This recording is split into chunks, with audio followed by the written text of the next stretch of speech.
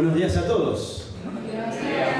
Dios nos bendiga, un gusto estar nuevamente compartiendo la palabra del Señor en esta mañana. Y créanme que cada pasaje que se fue compartiendo en el día de hoy ha servido para fortalecer el objetivo del mensaje de hoy. Y no había hablado del tema ni con Charlie, ni con Vero, ni con Has, ni con Meli. Y créanme que Dios preparó todo porque parte de algunos de esos textos están previstos en este bosquejo. Así que gloria al Señor. Les invito en esta mañana a considerar algo de su vida y algo de nuestras vidas.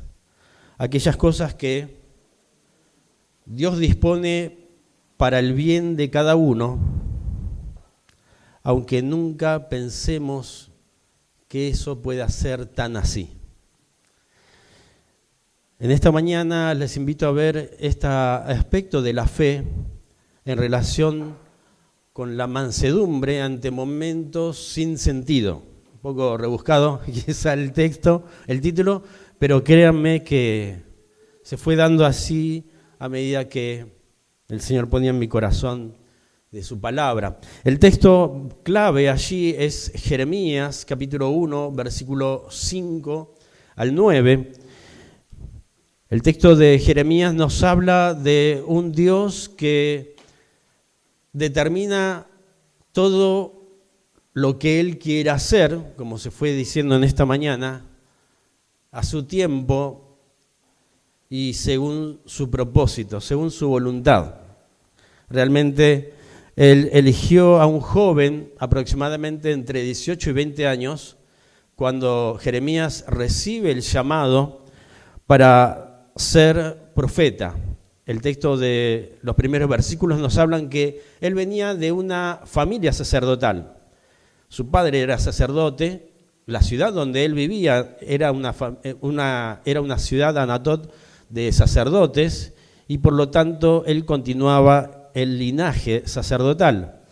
Pero Dios lo llamó aún desde adolescente o joven para un propósito que cambiaría su propia vida y también la vida de sus padres en ese tiempo. Estamos ya entrando en el siglo VI antes de Cristo, ya había sucedido la expulsión del reino del norte, con capital en Samaria, a manos de los asirios, y a pesar que Dios les había dado su palabra y su voluntad, los reinos del norte y del sur habían hecho lo que querían, sus reyes habían hecho lo que querían, salvo algunas excepciones en el reino del sur, de Judá. Pero Jeremías está allí en el reino de Judá, o es parte del reino de Judá, y aunque había habido reformas por parte del rey Josías, esto había solamente pospuesto el juicio de Dios sobre la casa de Judá.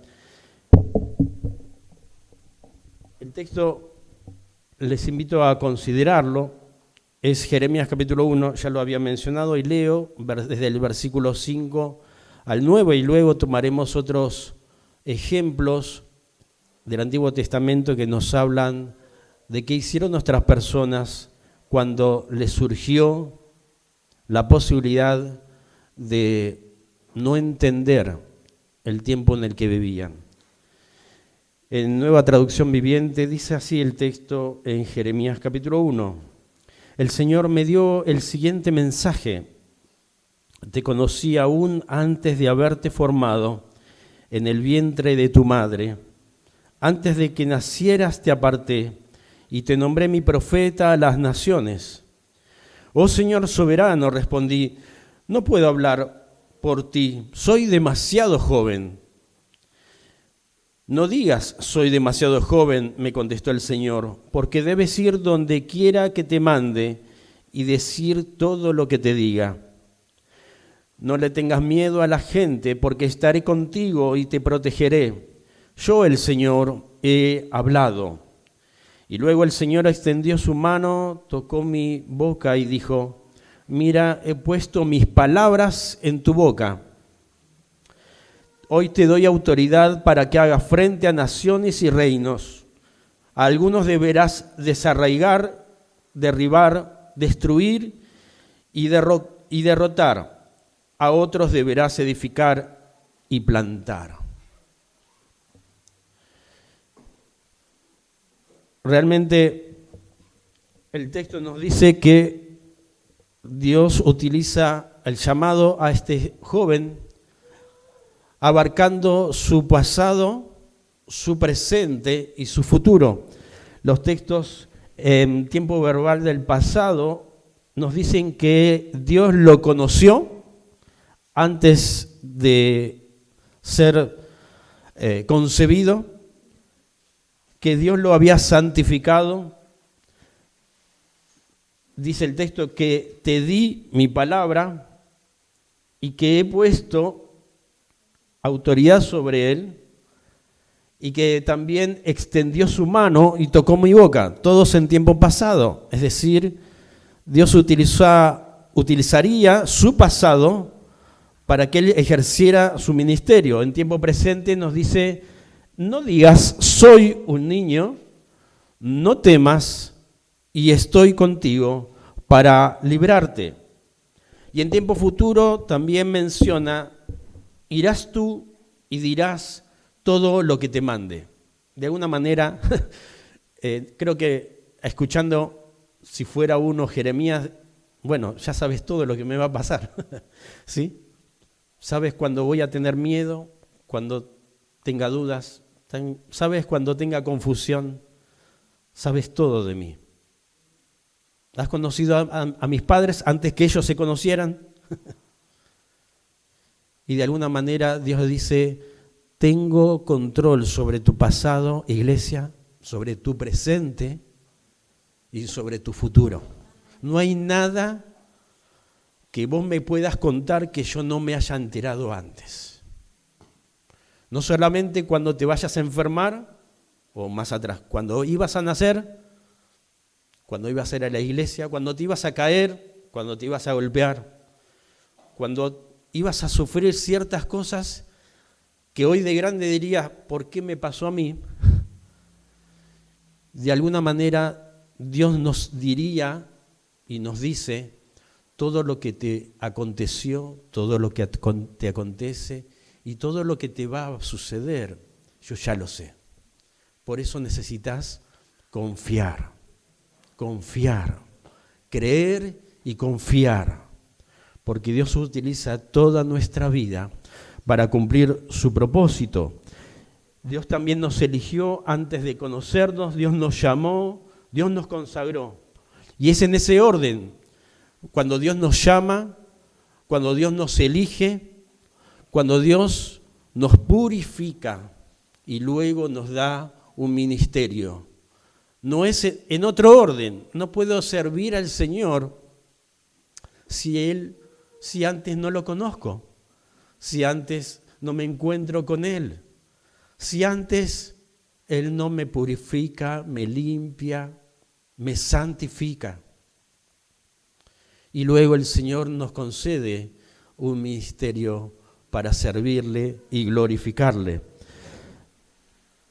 Estamos atravesando, y yo le decía así en mi bosquejo, sí Señor, puedo estar atravesando estas situaciones que no entiendo y que no comprendo.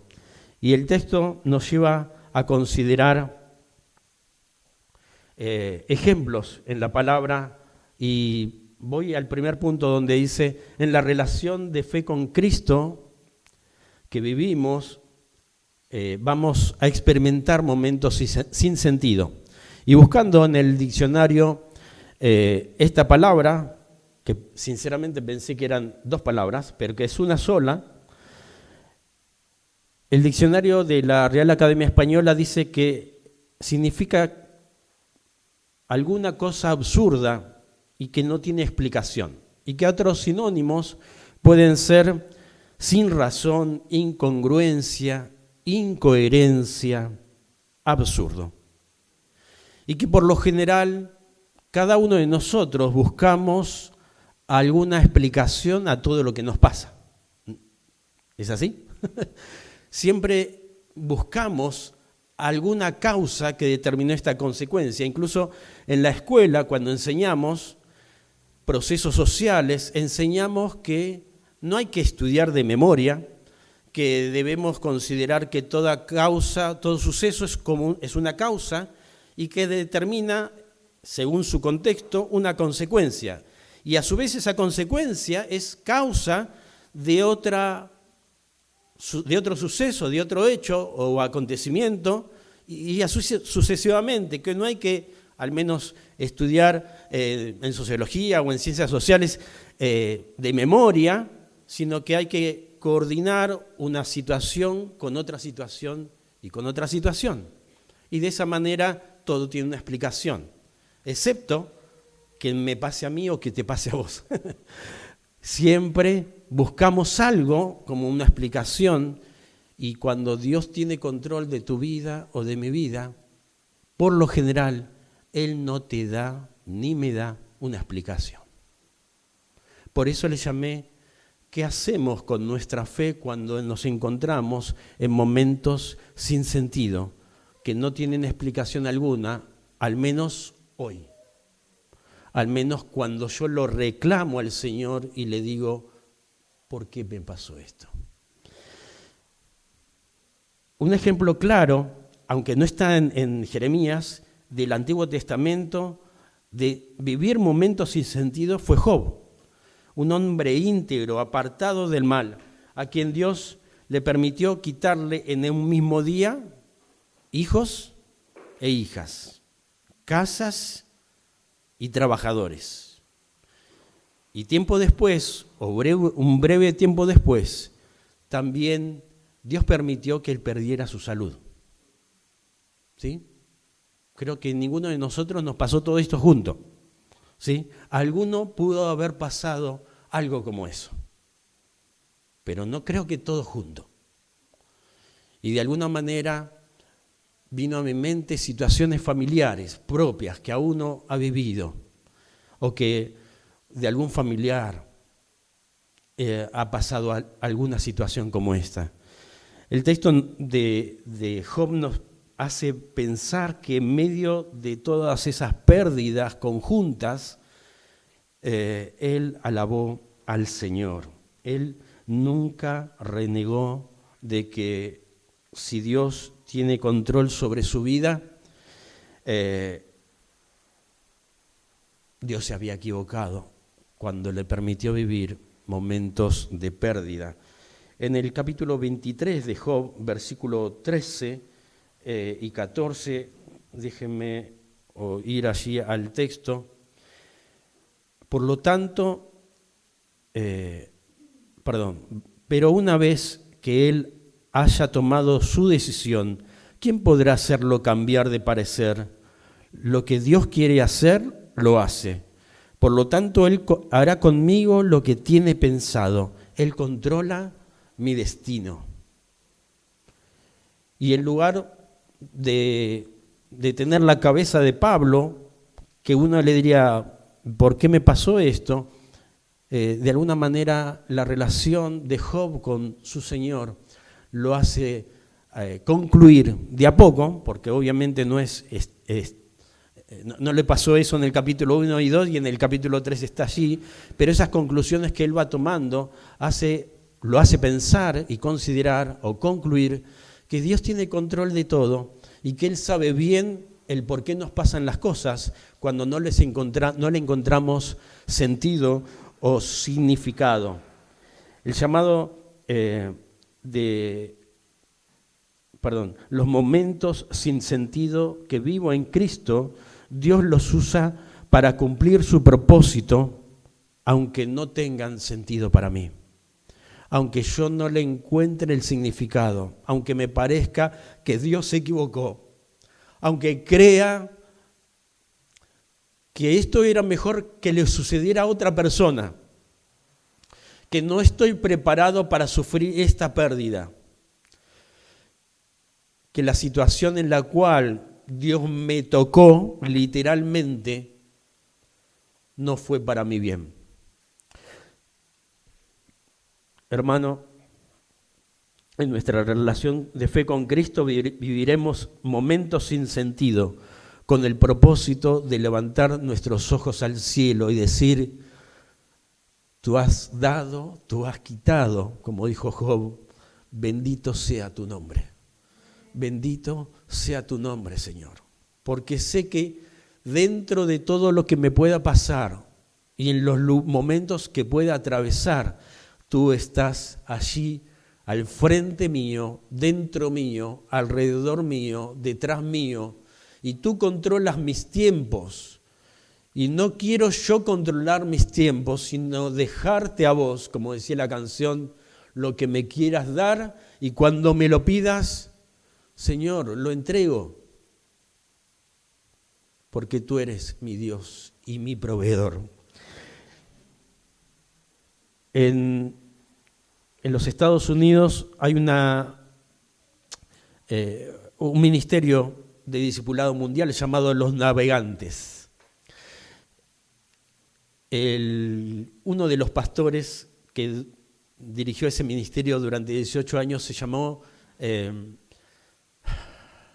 Jerry White, ahí estamos. Y Jerry y su esposa Mary tuvieron un hijo. Bueno, creo que tuvieron 3 hijos, pero uno de ellos era Steve.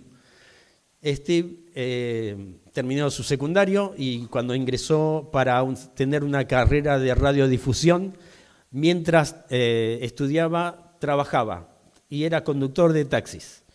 Y tendría 20, 22 años, hasta que en uno de esos momentos de radiotaxi, que uno pide un taxi por teléfono y uno de los taxis más cercanos va a buscar al pasajero, ese llamado lo hizo un delincuente de gran prontuario, que cuando los investigadores supieron, dijo: solamente llamé para dispararle al conductor que venía a buscarme. No tenía otra intención. Steve cumplió su trabajo, era hijo de pastores, de trabajadores. Su vida quería ser el reflejo de Jesús. Y Dios le quitó a Jerry, a Mary, a Steve. Él se los dio y en algún momento Él se los volvió a pedir. El ministerio de los navegantes continuó y continúa hasta nuestros días, y pueden buscarlo allí en internet, con sede en Argentina, todo, pero queda una historia allí dentro del ministerio de Steve, de Mary y de Jerry, en la cual se tuvieron que desprender por la fuerza de alguien a quien tanto querían, que era su hijo. Y en lugar de pensar del por qué Dios preparó todo eso, llevaron adelante un ministerio prolífico durante 18 años, aún siendo él, entiendo bien, militar, coronel del ejército de los Estados Unidos. Dios prepara todas las cosas para nuestro bien. Amén. Prepara todas las cosas para el bien de los que le aman. De los que no le aman, los que no le aman no entienden de por qué todo lo que les pueda suceder sirva para bien. Pero cuando conocemos el amor del Señor en la persona de Jesús, quien por amor a vos y por amor a mí dio a su único Hijo en la cruz para tu salvación, tu perdón, tu vida eterna y un propósito distinto para tu vida. Así es cuando entendemos que Dios todo lo que hace es para mi bien. Todo lo que Dios hace es para tu bien. En el punto 2 dice que en los momentos sin sentido necesitamos abandonar al menos 4 actitudes que pueden surgir. Y estas son rebeldía, rencor, resentimiento y recriminación. Y vamos brevemente a 4 ejemplos en los cuales se pueda desgranar este punto. La rebeldía es toda desobediencia, oposición, resistencia o rebelión. Es aquello que nos hace ser desobedientes a alguien, o al Señor, o a nuestra familia, o llegar tarde al trabajo, o no estudiar para los exámenes.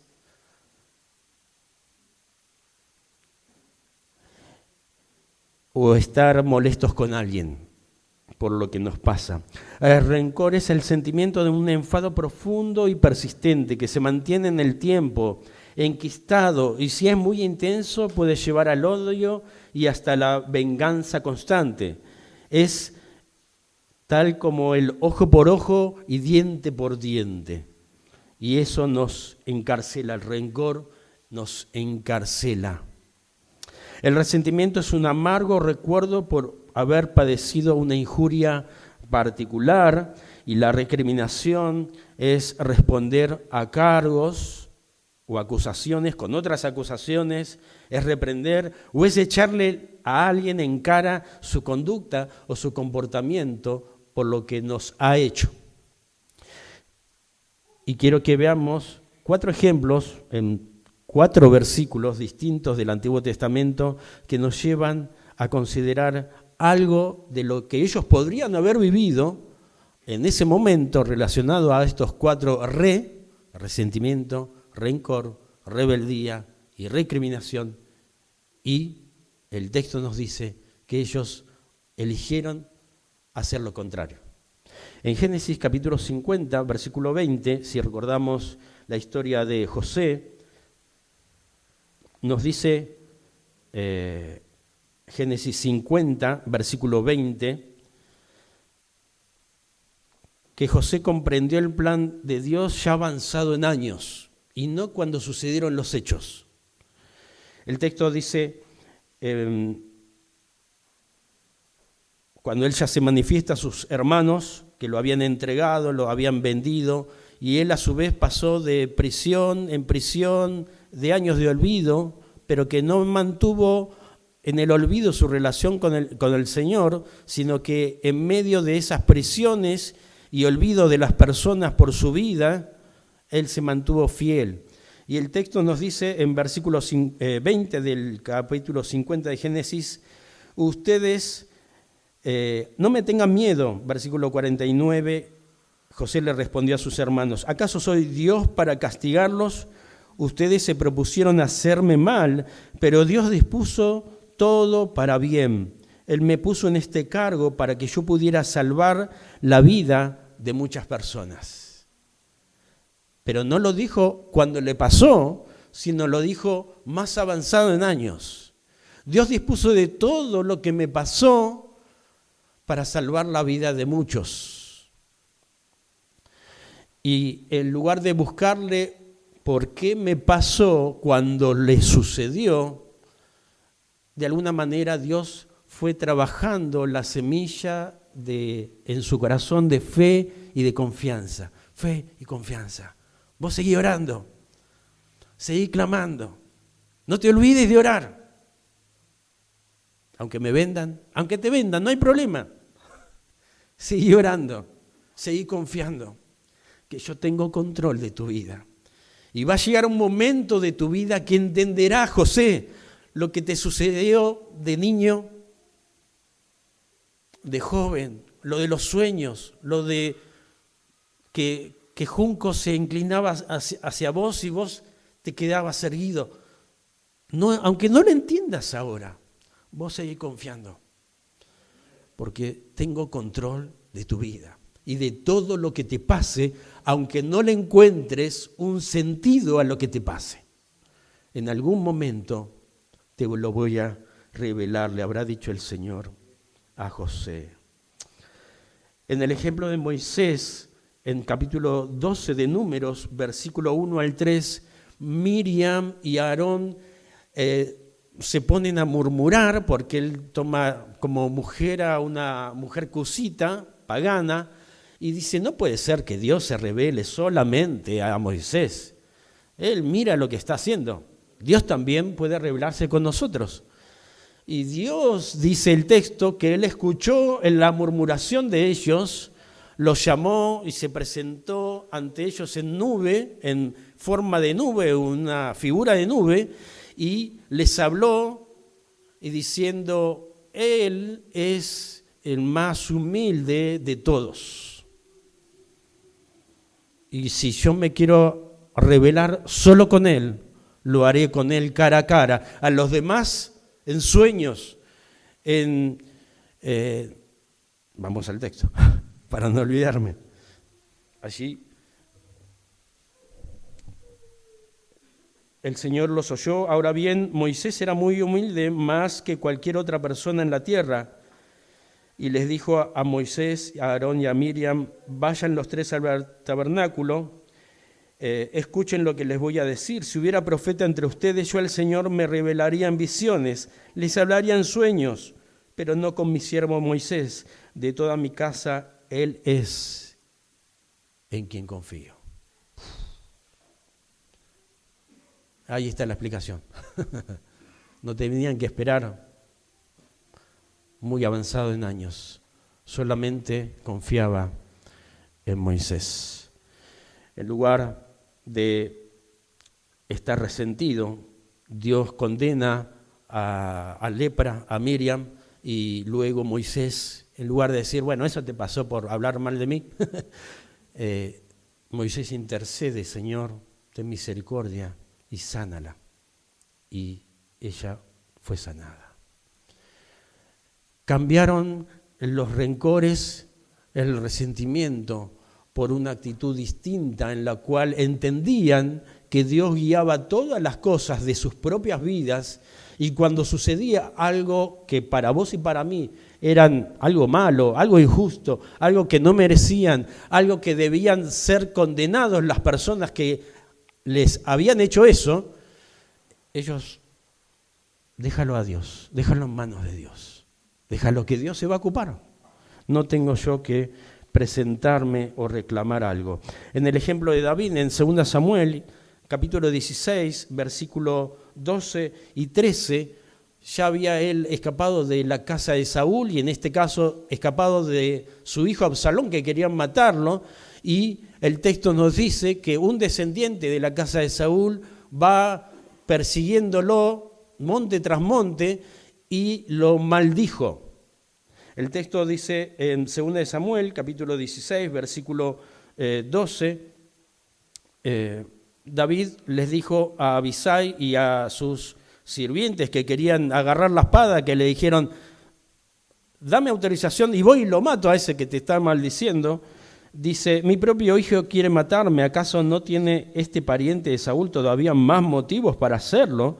Déjenlo en paz y permítanle que maldiga, porque el Señor le dijo que lo hiciera, y tal vez el Señor vea con cuánta injusticia me han tratado y me bendiga a causa de estas maldiciones que sufrí hoy. ¿Qué hubieras hecho? Teniendo la autoridad de quitarle la vida a otro que te esté maldiciendo. ¿Me sigues? ¿Sí? Déjalo que maldiga. Capaz que Dios le dijo que me maldiga. Y realmente ninguno de nosotros creo que hubiera tenido esa reacción. A menos que cuando te pasen momentos sin sentido, continúes teniendo tu relación de fe con Cristo. Y creas por sobre todas las cosas que Él tiene control de tu vida. Y aunque no lo entiendas en este momento, aunque quieras buscarle significado a todo lo que te pase, y el Señor no quiera dártelo, sigas confiando, sigas creyendo, sigas alabándolo, sigas congregándote, sigas ofrendándole, sigas hablando de Él a los que aún no lo conocen, sigas creyendo que Él tiene control de todas las cosas. Porque Él nos da un espíritu como el de Jesús, que habiéndolo entregado a todo y no habiendo pecado, sufrió lo que sufrió y nunca maldijo a los que lo acusaban injustamente.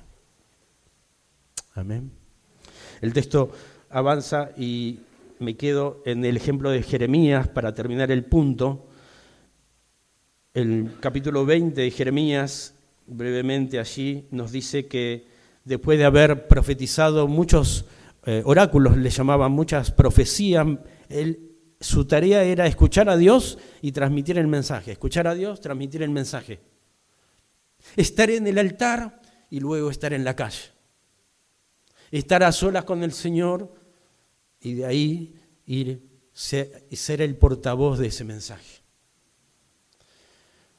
El texto nos dice que luego de anunciar un mensaje de juicio y de condenación, pero también de esperanza, porque el mensaje en el capítulo 19 dice, pero si ellos se arrepienten, yo vuelvo atrás este mensaje de juicio y estoy dispuesto a perdonarles.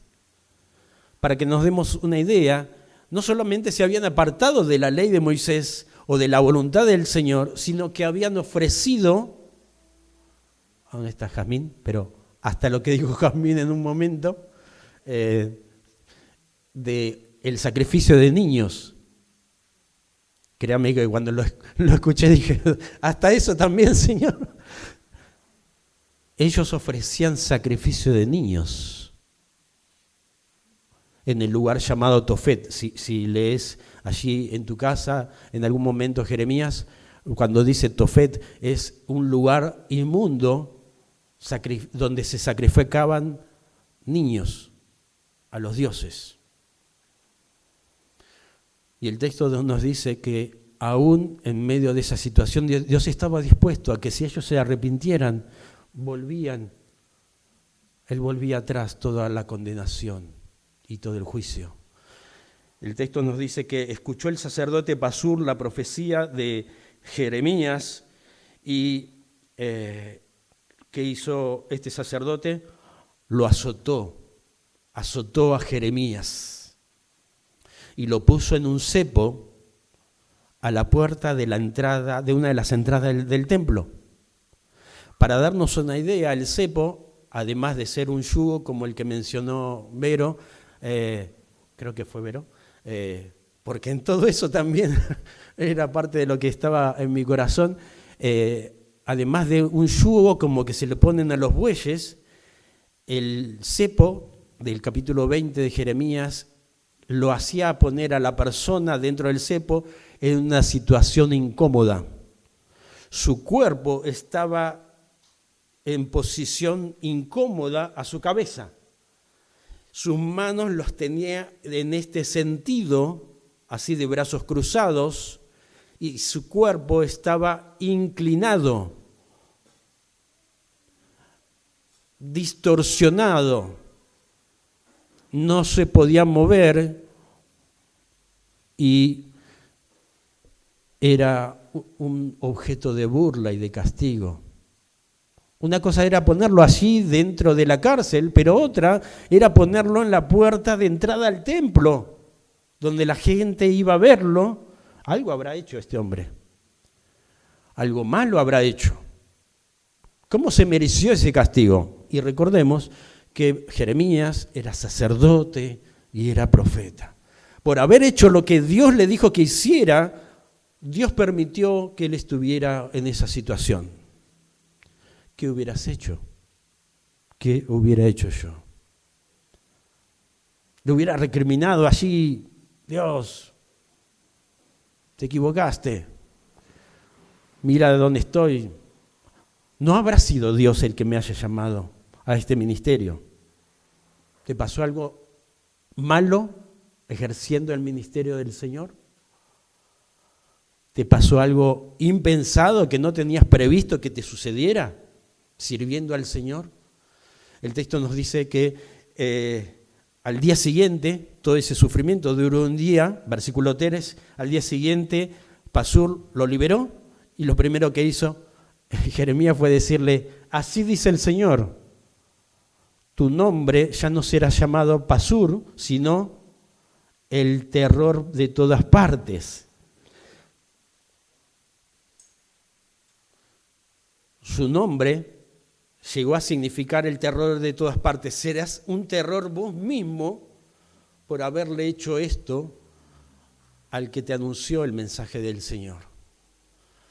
Y luego cuenta la historia que él fue exiliado y su misma familia tuvo terror de él. Pero Jeremías nunca le recriminó a Dios el por qué le pasó, sino que él se aferró a su relación con el Señor.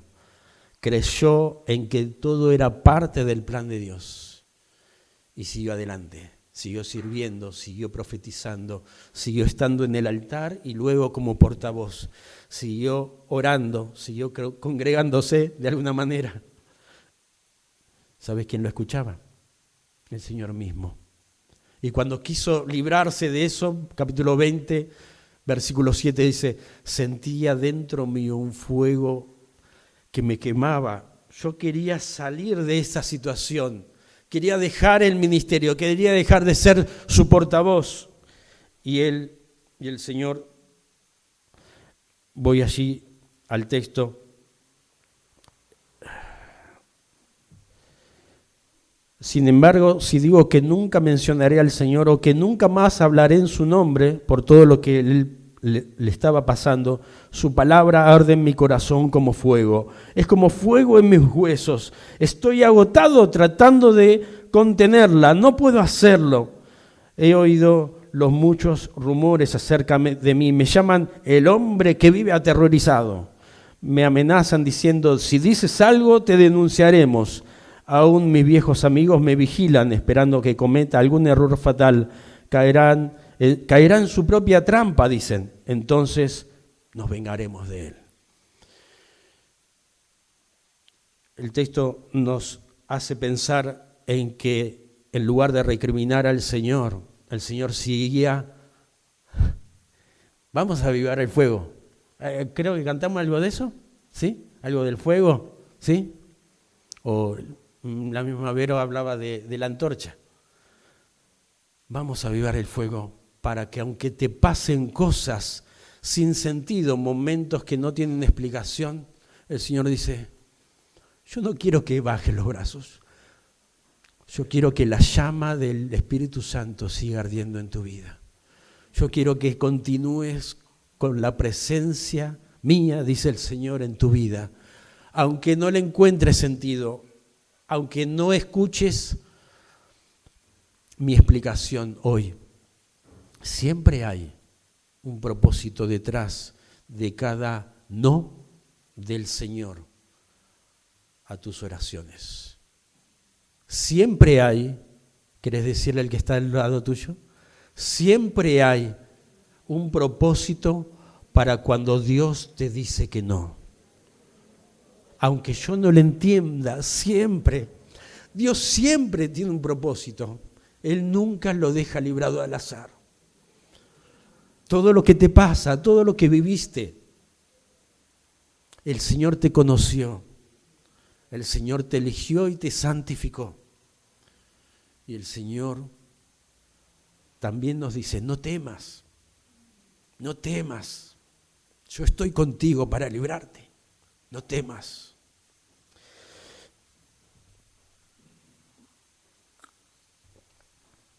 En 1951, dos misioneros norteamericanos llamados Jim y Elizabeth Elliot, en su juventud tenían un llamado al ministerio. Ellos deseaban continuar su vida misionera, hijos ambos de padres creyentes, y entendieron que lo mejor era ir a los lugares donde nunca nadie había hablado del Señor. Y Dios los llamó a trabajar entre los indios quechua y aucas en las selvas de Ecuador. Y primero fue él y luego fue ella, y allí en Ecuador se casaron. Un tiempo trabajaron de un lado de la selva y otro ella y de otro lado él. Y en algún momento unieron sus ministerios.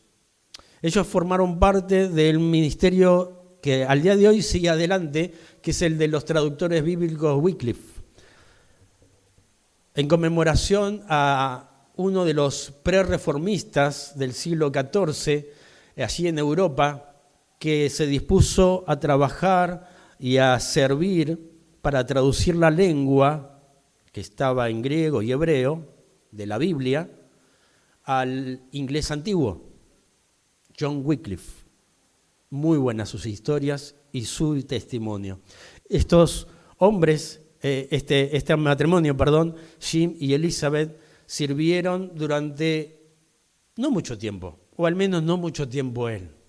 Se hicieron historias, películas, documentales, etc. Te animo a verlo, a usar parte de tu tiempo de ver películas, series, a buscar Jim Elliot.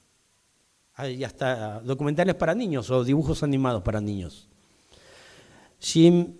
Ellos se casaron, allí en la selva, tuvieron una hija, Valerie, y al cabo de 4 años iban y venían en avionetas para acercarse a los indios augas. Se habían trabajado con los quechuas, se fueron más a la selva profunda a trabajar con los aucas. Los aucas significa, en ese idioma, se llaman Huaorani, significa salvajes. ¿Por qué serán que se llamaban salvajes? Les tiraban desde los aviones comida y cosas que les puedan llamar la atención para entrar en una charla de alguna manera y que no los vean como extraños, como seres de otro planeta. Los Huaorani estaban vestidos con su ropa típica como todo pueblo originario, así con algo de taparrabo y nada más, y no conocían ni siquiera el idioma español.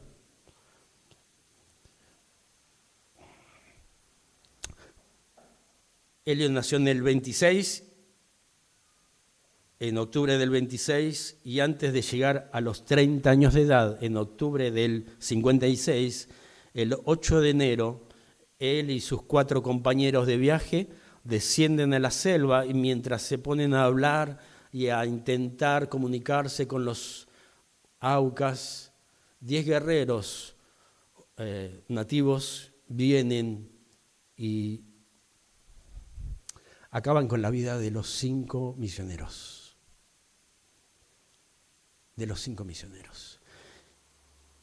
En medio, o mejor dicho, antes de todo esto, en su vorágine por predicar el Evangelio y dejar la comodidad de un ministerio o de una profesión allí en Estados Unidos, y enfatizo, la comodidad del lugar donde Dios los había puesto, ellos prefirieron dejar su comodidad para ir al lugar donde Dios les estaba llamando. Él ya había escrito algunas frases, algunos libros, y luego que sucede todo esto, Elizabeth vuelve a Estados Unidos, está 1 año y luego vuelve a trabajar a la misma tribu y con las mismas personas que le quitaron la vida de su esposo. Con el tiempo, el Señor hizo su obra entre los asesinos de Jim y sus compañeros. Los que quitaron la vida de estos jóvenes vinieron a los pies de Cristo y Dios hizo un milagro entre ellos, hasta formar una iglesia entre los asesinos y los misioneras viudas de sus esposos. Porque siempre que Dios hace algo, todo tiene sentido, aunque para vos no tenga sentido. Mientras Dios te esté llamando a un lugar o a servir con alguien, Dios seguirá avivando el fuego de esa llama que está en tu corazón y por medio de su Espíritu te seguirá diciendo, ve, porque no me servís aquí, me servís allá. Andá porque yo estoy contigo como poderoso gigante y nunca se acabarán tus fuerzas mientras te sigas aferrando a mí, y eso solamente puede suceder cuando mantenemos una relación de amor con el Señor. Únicamente cuando vemos al alzamos nuestros ojos al cielo, diría el Salmo 121, ¿sí? ¿Y de quién viene mi socorro? Mi socorro viene del Señor, que hizo los cielos y la tierra. Él me dará las fuerzas, Él me dará el vigor, Él me dará la pasión, Él me dará el tiempo, Él me dará las ganas, Él me dará la voluntad, Él me hará entender el idioma extranjero y me hará hablarles de ti, Señor. Con el tiempo la Biblia o partes de la Biblia fueron traducidas al guaraní, no por medio de algún erudito, sino por medio de mujeres dispuestas a servir al Señor, quien las llamó al ministerio y al lugar donde Él dispuso. La vida de Jim y Elizabeth son un ejemplo para nosotros, y una de las frases la mencioné allí en la proyección. Él dijo: no es tonto el que da lo que no puede retener. No es tonto el que da lo que no puede retener para ganar lo que no puede perder. Uno de sus compañeros que escribieron libros acerca de él, el título dice del título del libro que habla de ellos: no eran tontos. ¿Me seguís ahí? Si no puedes retener algo, debes estar dispuesto a entregarlo, porque siempre Dios te dará victoria en aquellas cosas que estás dispuesto a entregar. Él no queda deudor de vos. Él no nos debe nada. Siempre te dará la salida para aquello que estés dispuesto o dispuesta a entregar. La voluntad de Dios no te llevará donde su gracia no te pueda sostener. La voluntad de Dios no te llevará donde su gracia no te pueda sostener. En último lugar, les animo a considerar el ejemplo de nuestro Señor. El último punto nos habla de el Espíritu Santo transforma tu carácter, algo de lo que también cantábamos, para que seas manso, para que ejercites la mansedumbre. Para ello, ¿qué es la mansedumbre? Está asociado a los términos de humildad, de pobre y afligido. En el Nuevo Testamento significa una actitud interior como parte del fruto del carácter de Cristo por la obra del Espíritu Santo. Es decir, en Gálatas capítulo 5, versículo 22 y 23 nos dice que es parte de uno de los frutos del Espíritu. Es decir, un fruto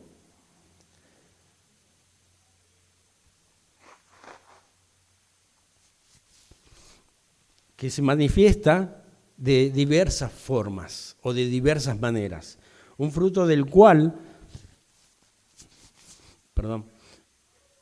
el Espíritu Santo trabaja en nuestra vida y lo muestra.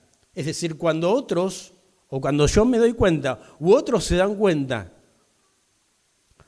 que alguna de estas características o virtudes están en mi vida, es por obra del Espíritu Santo. Nunca es por tu voluntad, nunca es por tu capacidad, por tu belleza, nunca es por tu poder o fuerza.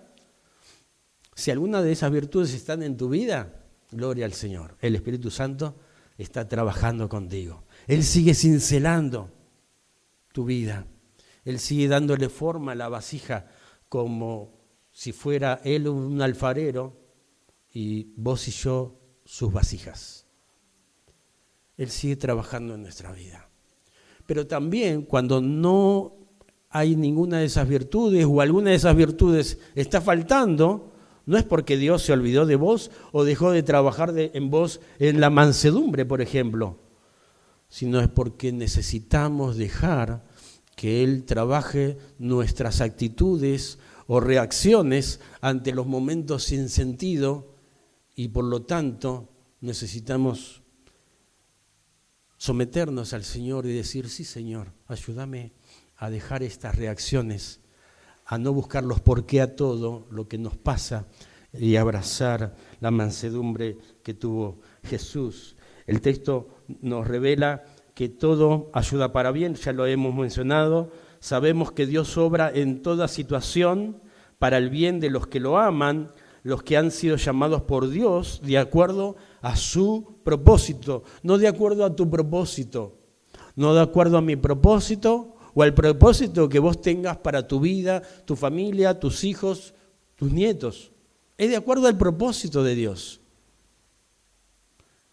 Todo lo que está preparado es para vivir de acuerdo a su propósito, como dijeron más temprano en la reunión.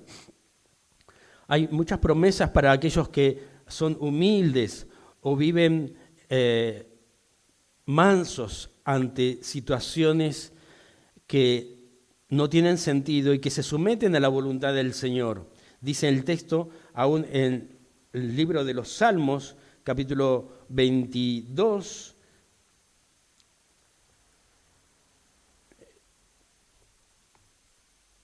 versículo 26, los pobres comerán y quedarán satisfechos, todos los que buscan al Señor lo alabarán, se alegrará el corazón con gozo eterno. El de los mansos, no el de los que recriminan. En el corazón de los que están dispuestos a entregar al Señor todo aquello que Él pueda demandar, no a aquellos de los cuales guardan rencor. Capítulo 25, versículo 9, dice el texto, Dios guía a los humildes para que hagan lo correcto, les enseña su camino. Capítulo 37, o Salmo 37, versículo 11, los humildes poseerán la tierra y vivirán en paz y prosperidad. No los rebeldes. Y el texto de Isaías, capítulo 29, versículo 19, dice, los humildes se llenarán de una alegría nueva de parte del Señor. Los pobres se alegrarán en el Santo de Israel. ¿Quieres tener gozo nuevo? ¿Disfrutar vida del Señor? Tienes que aprender, tengo que aprender a ser manso. No menso, manso. Tengo que aprender a descansar en la voluntad del Señor, que Él tiene control de todo, aún de mis errores y pecados, aún cuando me equivoco, aún cuando tengo más equivocaciones que virtudes, aún cuando me quejo y a veces surgen semillas de rencor, aun cuando recrimino al Señor, Él sigue teniendo control de mi vida, porque para Él nada tiene un despropósito, todo tiene detrás un propósito divino. El texto que leyó Vero, de Mateo 11:29, dice en versión Nueva Biblia de las Américas, tomen mi yugo sobre ustedes y aprendan de mí, dice el Señor, que yo soy manso y humilde de corazón y hallarán descanso para sus almas. Aprendan de mí, aprendan de mí, aprendan de mí. No de videos de autoayuda, no de videos de algún otro predicador famoso, conocido, o de grandes iglesias. Aprendan de mí, te dice el Señor, que soy manso y humilde de corazón y hallarás descanso para tu alma. Él mismo nos dio ejemplo de no acusar a otros cuando te estén acusando injustamente, sino librar o dejar que el Señor se haga cargo de las acusaciones a vos o de lo que te pasa, aunque te den ganas de tirar, no sé, no la toalla, pero la taza iba a decir, de romper, de gritar. de enojarte. No está mal enojarse, pero hacelo con el Señor. No te enojes con otra persona, o al menos que no te dure tanto como para mantener rencor. Que sea breve tu enojo, que sea breve tu molestia con esa persona. Quizá, en palabras de David, Dios le haya dicho que te maldiga.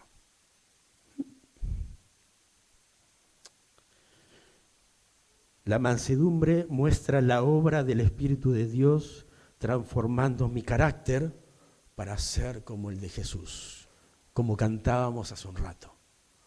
Él transforma mi carácter para ser como Jesús, también a través de las situaciones sin sentido que hayas vivido, que estés viviendo o que vayas a vivir.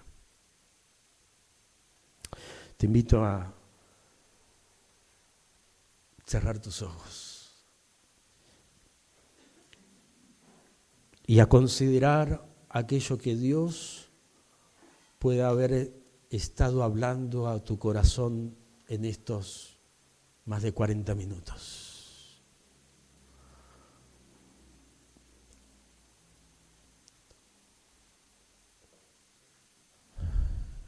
Te invito a orar y a estar a solas con el Señor y dejar que Él te siga ministrando como lo hizo desde que comenzamos la reunión, no desde que entraste al templo. Él sigue ministrándonos a través de versículos, palabras, testimonios, a través de su palabra y a través de aquello que Él quiere hacer en tu vida. Porque Dios siempre quiere hacer algo nuevo en tu vida y en mi vida. Y necesitamos confiar, descansar en su plan, en su propósito. Te invito a que ores y le digas de tu decisión, que tomes una decisión antes de salir de aquí, que se la cuentes al Señor. De algo de lo que Él te haya hablado en toda la reunión, que puedas seguir escuchándolo. Quiero cambiarte las reacciones que tenés ante los momentos sin sentido, cambiar tu corazón, que no guarde rencor, ni rebeldía, ni recriminación, ni resentimiento. Si antes lo considerabas como opciones ante las cosas injustas que viviste, en Cristo ya no están más esas opciones. Necesitamos aprender a vivir con mansedumbre, a abrazar la mansedumbre que tuvo Jesús. Como Él dice en ese capítulo de Mateo 11, aprendan de mí que soy manso. Padre, gracias por tu palabra. Gracias, Espíritu de Dios, que nos guías por verdes pastos, que nos pastoreas como un buen pastor que está dispuesto a dar su vida por sus ovejas. Te ruego por estos, mis hermanos, que han oído tu palabra, para que por tu Espíritu tú les enseñes y les muestres el camino que deben andar, que deben abandonar o que debo abandonar, los por qué que siempre te preguntamos por qué nos pasan las cosas, y confiar que tenés control de toda nuestra vida y que guiarás nuestras vidas hacia tu propósito, y que nunca nos dejarás solos, que siempre estarás a nuestro lado y delante nuestro, y aun cuando dormimos. Señor, descansamos, te entregamos cada reacción que tenemos, cada recriminación, resentimiento, angustia, cada dolor que hayamos pasado, cada rencor o rebeldía que hayamos manifestado ante alguna de las cosas vividas. Perdóname, Señor. Perdóname por haber pensado mal de vos. Perdóname por haberme guardado alguna de estos sentimientos para mí y creer que puedo seguir adelante guardando algo de esto. Limpia mi corazón. Te animo a que ores así conmigo, hermano. Limpia mi corazón. Quita de mí todo esto, toda amargura y tristeza. Y como dice Isaías 29, renuévame en el gozo, Señor, por tu Espíritu, para ser libre de todas estas situaciones que me hayan apartado, me hayan angustiado, me hayan encarcelado. Quiero ser libre de todo esto. Lléname por tu Espíritu Santo de tu presencia, de tu vida, Señor, de tu vigor, de una vida nueva, transformada, según el carácter de tu Espíritu Santo, que muestra el carácter que Jesús tuvo para enfrentar todos los sucesos sin sentido que vivió. Lléname, Señor, de tu presencia, de tu amor, de tu gozo, de tu paz, para vivir una vida transformada a tu imagen, conforme el carácter que tuvo Jesús, a su imagen y semejanza, para tu gloria, para tu honra, para vivir vida plena en tu presencia cada día de mi vida. En el nombre de Jesús. Amén y amén. Dios los bendiga.